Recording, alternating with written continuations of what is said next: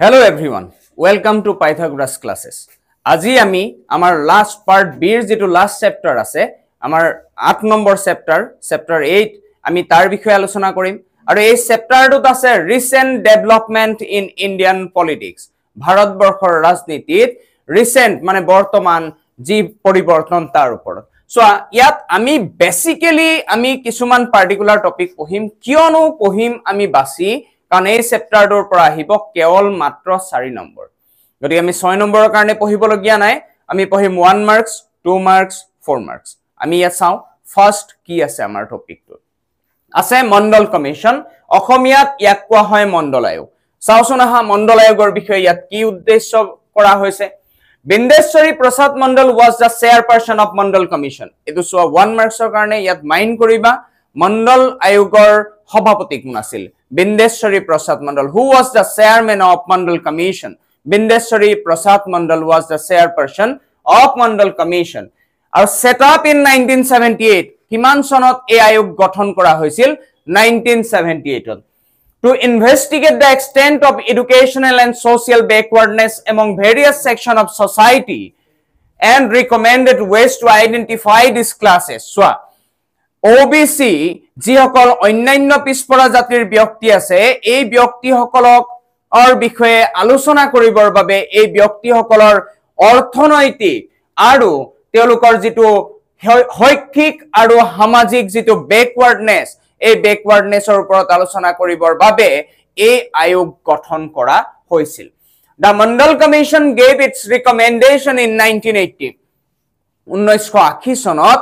এই আয়োগে কি কৰিছিলে এই আয়োগে ৰিকমেন্ডেশন মানে পৰামৰ্শ আগবঢ়াইছিল চাওহা আমি চাও কেনে ধৰণৰ ৰিকমেন্ডেশন বা পৰামৰ্শ আগবঢ়াইছিল The commission advised that backward classes should be understood to mean backward caste since many castes other than the scheduled caste were also treated as law in caste hierarchy system. Amar ei jitu jati bhed jitu ব্যবস্থা amar bharatborkhot etu bor ami dekha pao bikhek rajyot অত্যধিক পরিমাণে পরিলক্ষিত হয় এই ব্যবস্থাত কি কৰা হৈছে OBC সকলকো আমি কি কৰো আমি অস্পৃশ্য ৰূপত কৰবাত নহয় কৰবাত আমি অস্পৃশ্যতা প্ৰদৰ্শন কৰো কাৰ কাৰণে এই বিষয়টো তেওঁলোকক নিম্ন জাতি হিচাপে পৰিলক্ষিত কৰা হয় ইয়াৰ ওপৰত কোৱা হৈছে Number 2 চাবা reservation of 27% seats in educational institution and government jobs for this group 27% আসন গভর্নমেন্ট ইনস্টিটিউশন অর্থাৎ সরকারি বিদ্যালয় মহাবিদ্যালয় বিশ্ববিদ্যালয়কে আদি কৰি সৰকাৰি চাকৰি ক্ষেত্ৰত সংৰক্ষণৰ ব্যৱস্থাৰ বিষয়ে উল্লেখ কৰিছে It recommended land reforms. ভূমি সংস্কাৰৰ ওপৰত তেওঁলোকে পৰামৰ্শ আগবঢ়াইছে যাতে অন্যান্য পিছপৰা জাতি যিসকল OBC যিসকল ব্যক্তি তেওঁলোকৰ অৰ্থনৈতিক উন্নয়ন সাধন কৰিব পৰা যায় Hence Mandal Commission made recommendations in economic and occupational structure. সেইভাবে মণ্ডল আয়োগে কি কৰিছিল অৰ্থনৈতিক আৰু কৰ্মভিত্তিক যেটো বিষয় তাৰ স্ট্ৰাকচাৰ যেটো গঠনাত্মক দিশৰ ওপৰত কি কৰিছিল পৰামৰ্শ আগবঢ়াইছিল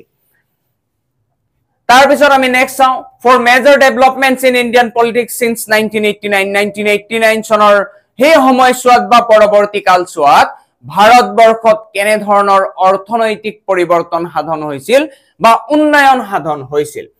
In the midst of serve competition and many conflicts a consensus appears to have emerged among most parties The consensus consists for significant element তুমি চাবা হে সময়ছোৱাত এটা ৰাজনৈতিক মতাদক্ষ বা এক মতাদৰ্শৰ সৃষ্টি হৈছিল আৰু এটা কনসেনসাস এক দৃষ্টিভংগীৰ আবিৰ্ভাৱ হৈছিল বুলি ইয়াত উল্লেখ কৰিছে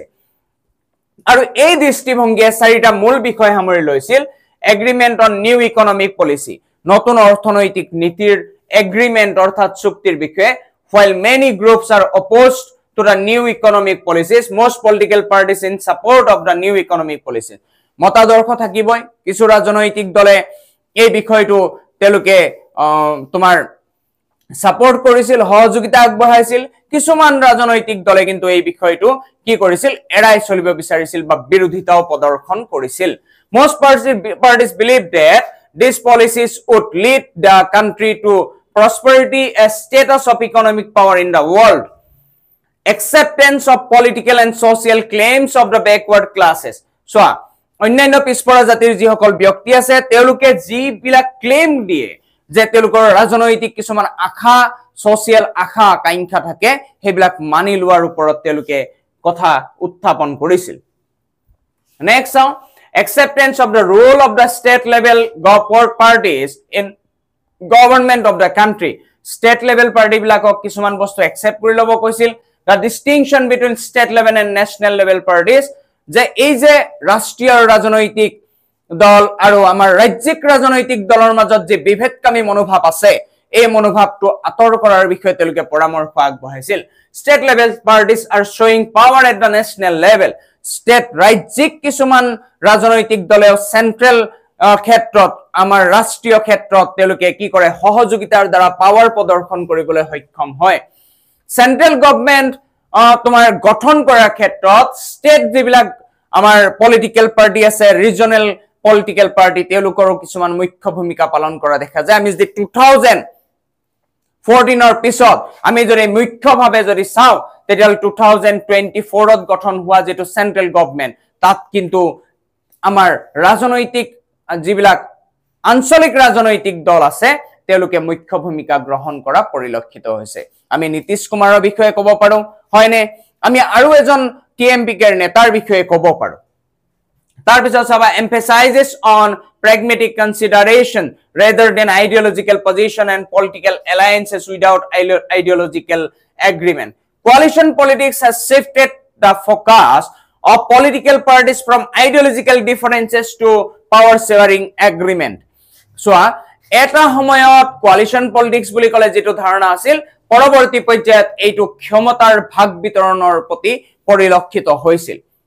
গতিকে আমি এই ধৰণেও কিছুমান বস্তু আমি পৰিলক্ষিত হৈছো বা দেখা পাইছো ইয়াৰ ওপৰতো কৈছে এতিয়া ইয়াত এটা সিগনিফিকেন্ট বিষয়বস্তু আছে হিন্দু মুছলিম ৰাইটস ইন গুজৰাট আমি জানো গুজৰাটত কি হৈছিল হিন্দু আৰু মুছলমান ব্যক্তিসকলৰ মাজত এক বিশেষ সংঘাত হৈছিল কেনে ধৰণৰ সংঘাত চাওয়া The anti-Muslim riot took place at a station called Gadra in 2002 মই গুটেই কাহিনীটো ধুনিয়াকে তোমালোকক বতাই দিম বুজাই দিম প্ৰথম আমি চাও কি লিখিছো A fire took place on a bogie full of car sevaks returning from Ajodhya তাৰ পিছত সবা the hand of Muslim was suspected behind the fire widespread violence took place against Muslims in which nearly 1100 এটো এটা সরকারি তোমার ধারণা কিন্তু ভবা হয় প্রায় মিনিমাম 3000 people ইয়াত কি হৈছিল মৃত্যু হৈছিল mostly Muslims were killed Human Rights Commission criticized Gujarat government role in failing to control the violence and provided relief to victims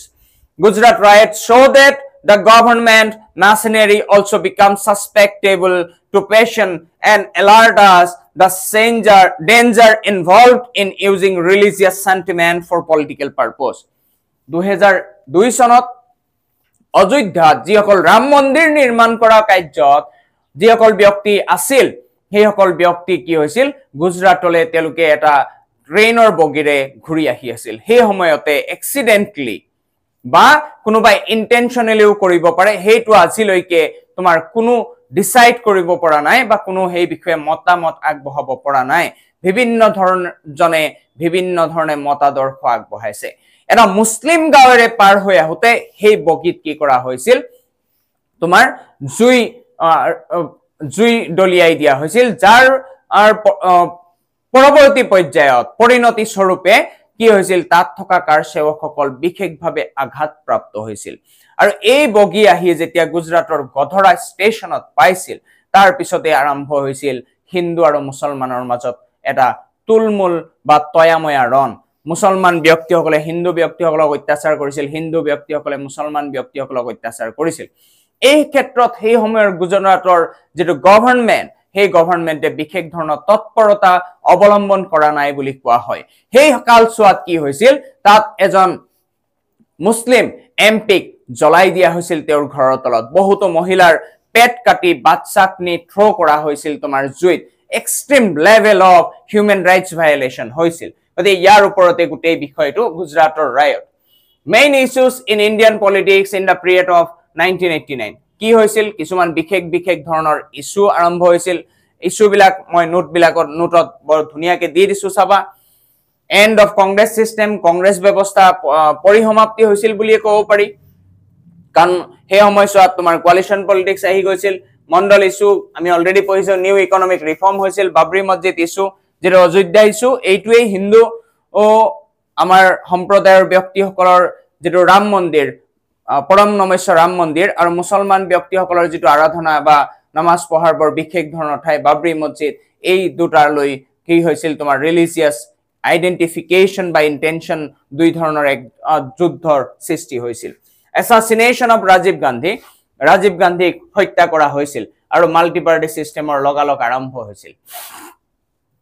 তাৰ পিছত চাবা emergence of BJP as a significant force in post emergency politics BJP কি ধৰণে আহিছিল 1989 ৰ পৰৱৰ্তী পৰ্যায়ত বিজেপিয়ে তোমাৰ ভাৰতবৰ্ষৰ ৰাজনীতিত এক বিশেষ পদধূলাত স্থাপন কৰিবলৈ সক্ষম হৈছিল বা প্ৰতিষ্ঠা কৰিছিল in the election of 1989 the National Front under VP Singh came to power supported by left front and BJP কি কৰিছিল তোমাৰ সাপোৰ্ট কৰিছিল তাৰ পিছত চাবা in 1996 BJP minority government was formed BJP কি হৈছিল government form কৰিছিল in June 1996 failed to get majority and supported the confidence and collapsed BJPও সেই সময়ছোৱাত তোমাৰ লাহে লাহে NDA alliance create কৰিছিল আৰু এই এলায়েন্সৰ থ্ৰু দি তেওঁলোকে গভৰ্ণমেণ্টত কাম কৰা আৰম্ভ কৰিছিল আৰু এই বিষয়বস্তুবিলাকে সামৰি লৈ আমাৰ এই তোমাৰ চেপ্টাৰটো প্ৰায় এন্ড হৈছে আমাৰ চাবা 1 মাৰ্কস 2 মাৰ্কস আৰু 4 মাৰ্কসত আমি হৰু প্ৰশ্ন দি থৈছো তোমালকে বস্তুবোৰ চাবা আৰু তোমালোকৰ যেহেতু পৰীক্ষা একেবাৰে পাইছেহি মই তোমালোকক ধুনিয়াকে লাইভ ক্লাস টিম এতিয়া ইংলিশ পাইছে তোমালোকে ইংলিশ পঢ়াৰ ওপৰত বেছি গুৰুত্ব দিয়া লাহে লাহে যেতিয়া পলিটিক্যাল সায়েন্সৰ ওচৰ চাপিব মিনিমাম 4 দিন সময় লাইভ ক্লাছৰ দ্বাৰা প্ৰত্যেকটো চেপ্টাৰৰ গুৰুত্বপূৰ্ণ প্ৰশ্নখিনি মই দিবলৈ চেষ্টা কৰিম ইয়াৰ উপৰিও আমাৰ যিখিনি তোমাৰ ধৰা বিশেষ ধৰণৰ প্ৰশ্ন থাকে যে কেনেকুৱা ধৰণৰ প্ৰশ্ন আহিব পাৰে ইয়াৰ ওপৰত আলোচনা কৰিম আৰু এটা বস্তু মনত ৰাখিবা কিছুমানে মোক পাৰ্সোনালি হোৱাটছএপত মেছেজ দিছা যে স্যাৰ কেনে ধৰণৰ প্ৰশ্ন আহিব পাৰে মই না হকল এটা বস্তু মনত ৰাখি লবা আমি ইয়াত সিলেক্টিভ তোমালোকক নোটস প্ৰভাইড কৰিছো সিলেক্টিভ বিষয় বুজাইছো আৰু মই দিয়া নোটস খিনি যদি তুমি 100% চোৱা তেতিয়া হলে মিনিমাম 95% তো তুমি তাৰ পৰাই লাভ কৰিবা বাকি এনসিআৰটি কিতাবৰ ওপৰত থাকিব গতিকে অল দা বেস্ট পৰীক্ষাৰ কাৰণে পৰীক্ষাৰ আগত মই নিশ্চয় হৰু ভিডিও এটাৰ জৰিয়তে তোমালোকক আকৌ শুভেচ্ছা জনাম ধন্যবাদ